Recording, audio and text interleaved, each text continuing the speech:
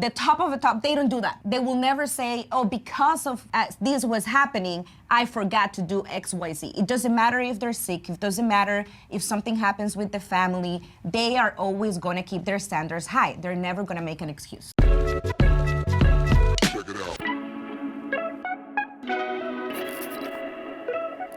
What are 3 tips that we have learned from being associated with successful people? Ceci and I were immigrants from El Salvador and grew up in a lower middle class family. I was never surrounded with successful people. I wanted to be surrounded by multimillionaires. We didn't see it. We didn't grow up with them. And then I come into the US, I didn't speak the language, and I had the opportunity to have the chance to meet very successful people. One of them is Mentorship David, that he became our mentor. We have 3 tips for you, okay? I'm gonna start and then you give another one, and I'm gonna give another tip. One of the best things that I have learned from association from successful people is they're always speaking on ideas.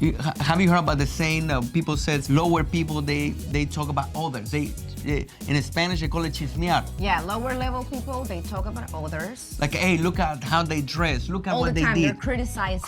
They're talking about like what's wrong with the person. They're just constantly, in Spanish we say they're chismeando. Están chismeando. That's the lowest level. The middle level, they talk about events. They talk about, yes, oh my gosh, we had a great dinner. Oh my gosh, look at that food was great. Or so-and-so's party, birthday party. They talk about the quinceañera they planned. Oh my gosh, from 10 years ago. Yes. They talk, like if you gather with people from school, they talk about events that happened during school like years ago. Correct, yes. correct. So middle class people, they will talk about events. And all the time, like every time that you go into a conversation over dinner, over the next event, like they're just talking about the past events. Correct. We call it the syndrome of Al Bundy. I don't know if you remember that series, okay? But Married with Kids. What I do remember is... He always used to talk about when he used to play football. So what I do remember, when we learned this and we went to an event, I remember we went to New Year's Eve. I don't know if you remember, we went...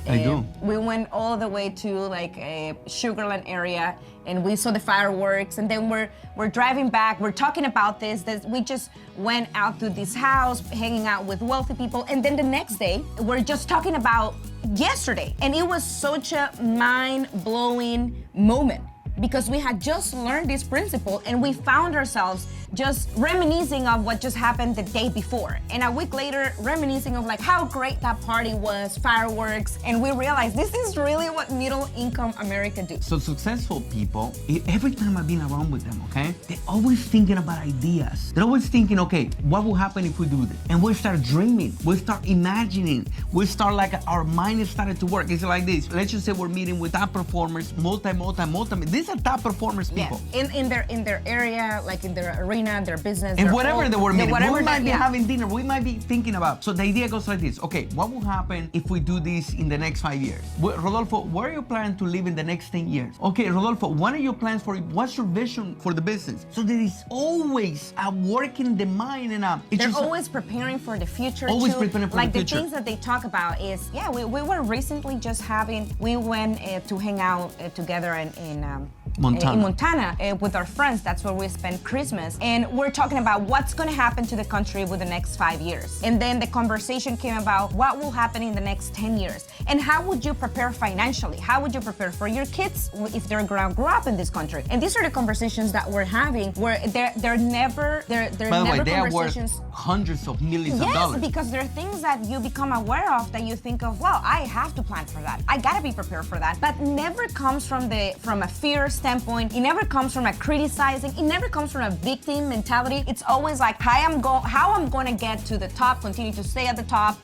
during the future. Like it's always about ideas. And I remember how we changed that also was we made an effort. We made an effort where we will find ourselves. By the way, it's not easy. It's not easy. No, it's not easy. More where we're coming from because we really have nothing when we came to this country. So we come from a victim mentality. We come from feeling sorry for ourselves, complaining constantly, feeling that we got the short end of the stick all the time. And we change it by being aware of it. And when we will find ourselves criticizing others, we will say, this is what we're gonna change. We're gonna commit to not criticizing, nor judging, and not complaining. So action oriented. What can you do now? So the next time you catch yourself criticizing somebody or talking about another person, stop it and be conscious about it. Number two, if you feel like just talking about past event and the party and the game and whatever, you're being middle class, and tell yourself, oh, I'm not a middle class. I want to think like a rich person. I want to think like these multimillionaires. They're always thinking ideas, future, what's going to happen, how we're going to prepare. That's the first thing that we learn. Number two. Biggest one. Number two, I will say they are always raising the standards and they don't compromise their standards. It doesn't matter what situation they're on. That's right. So we can be in a party and a middle income type of person will say, you know what, who cares if I get drunk?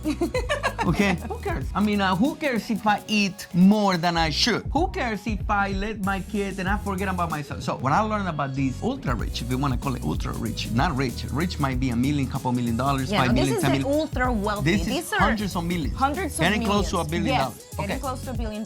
These people, they don't compromise their standards. Like you're on vacation and they are still work out. They still are gonna not completely let go and just like flat out eat whatever. Correct. They're gonna enjoy food, like, but they are not gonna completely let go and just eat. And so I think that they are always wired in a point where it's not, I'm just gonna let it go. Nobody's watching me. The mindset of nobody's watching me. Who cares? So you will see them working out on vacations. If they have kids, their kids still are going to do the 10 minutes of reading or reading the 10 pages during the vacation. The kid still is not gonna be on the phone the entire time while over dinner. It doesn't matter that we're on a vacation. So then it doesn't matter what's going on. They don't compromise the standards. Correct. There's a situation. It happened the other day at Milo school, and they were under something happened with Milo and another kid. And that same day, they were on a COVID protocol. So then when this happened, and they didn't tell me that this had happened. So I found out because I was talking to Milo about it. And the thing is that when I called the school, they told me, well, what happened is that we were under COVID protocol, like, I'm sorry. The extra wealthy, the top of the top, they don't do that. They will never say, oh, because of this was happening, I forgot to do X, Y, Z. It doesn't matter if they're sick. It doesn't matter if something happens with the family. They are always gonna keep their standards high. They're never gonna make an excuse. Phenomenal. And you're ready? Here's what I found, okay? And I always struggle with this. This is the third point, okay? I always struggle with this because I come from a place where we used to criticize the ultra rich. I used to think they were bad and all they thought about greedy was or stuff like that. Okay. Yeah. Here's what I found.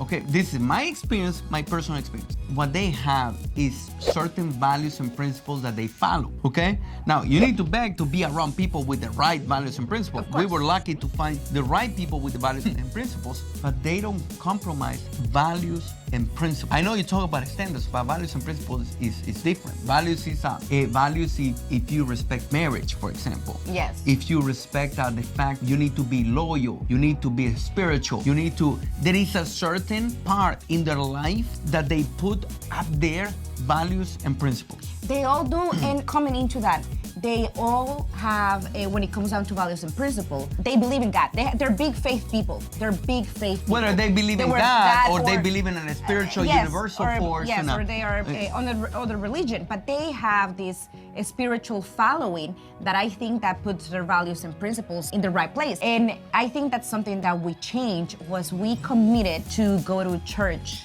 On certain different levels we've done it, but I think that the biggest one we did was when we turned things around is we said every Sunday we'll go to Mass. It doesn't matter what's happening.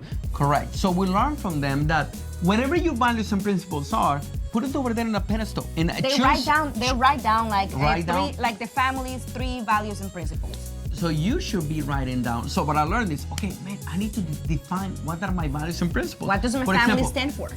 Correct. So for example, we go and spend time with the family, and they talk about respect, love, don't bully, stuff like that. And I'm thinking, you know what? I need to have our own values and principles for a family. Yes. You don't compromise that. The Kennedys, they have their own values and principles. I believe the Clintons, the Trumps, every family, they need to have the values and principles. And you don't compromise it, and you pass it to the family. I'll leave you with this last story. Values and principles might be, you know what? You become ultra wealthy, and you have your kids, and you say, listen, your kids are gonna receive this if they have these grades, if they have these good good grades, sports, whatever. And if you do this and you marry correctly, I don't know if that means, I'm just talking, right? You are gonna receive this from the family, and they don't compromise that. That for me, major learning experience. I agree. Excellent. So if you like this video, don't forget to subscribe. Don't forget to put comments, because many of you guys, everything that we talk is because you suggested it. Yes, and don't forget to share.